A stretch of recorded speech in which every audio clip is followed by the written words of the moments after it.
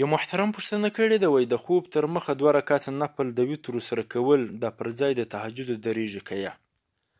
محترمه، په دې مسئله کې 2 قوله دي. یو قول دا دی چې دغه 2 رکعاته نفل د وترو سره د خوب د مخه کول دا پر ځای د تهجد درېږي، او بل قول دا دی چې دغه 2 رکعاته نفل د وترو سره د خوب د مخه پر ځای د تهجد نه درېږي.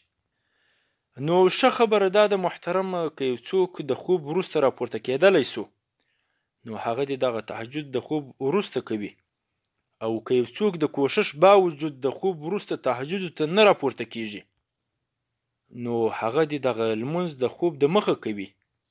نو ځکه پر هغه یو قول خو د خوب د مخه دغه لمونځ کول هم د تهجد پر ځای باندې درېږي، که څه هم تهجد نه بلل کیږي خو بیا هم قیام اللیل خو بلل کیږي.